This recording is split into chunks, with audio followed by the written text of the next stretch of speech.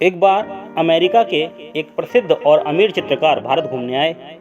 उन्हें भारत की सुंदरता और हरियाली बहुत पसंद आई। उन्होंने सोचा क्यों ना इस सुंदरता को अपनी एक पेंटिंग में उतारा जाए। अगले दिन से वह पेंटिंग बनाने लग गए। वह जहाँ कहीं भी घूमने जाते वहाँ की सुंदरता को अपनी पेंटिंग में उतार देते। कुछ दिनों बाद चित्रकार की पेंटिंग पूरी हो गई।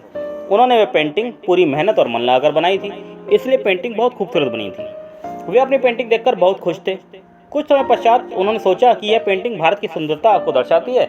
मैं तो अमेरिका का हूँ, क्या पता मेरी पेंटिंग में कुछ कमी रह गई हो। यहाँ के लोग ही मेरी पेंटिंग में हुई कमियों को मुझे बता सकते हैं। ऐसा सोचकर अगले दिन सुबह ही उसने अपनी पेंटिंग एक चौराहे पर खड़ी कर दी और उसके नीचे लिख दिया, जिस किसी को भी इसमें कमी दिखाई दे वह वहाँ पर एक टिक का निशान लगा दे।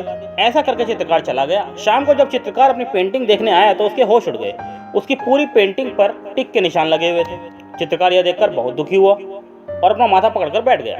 कुछ समय पश्चात वहाँ से एक संत गुजर रहे थे। उन्होंने चित्रकार को दुखी देखा तो उसके पास जाकर उसके दुख का कारण पूछा। चित्रकार ने उन्हें सारी बात बता दी। चित्रकार की बात सुनकर संत ने कहा कि आप दुखी ना हो और कल पुनः ऐसी एक पेंटिंग बनाकर उस पेंटिंग को यहीं पे रखना और उसके नीचे लिखना, जिस किसी को इस पेंटिंग में कमी नजर आए वह उस कमी को ठीक कर दे। चित्रकार ने ऐसा ही किया।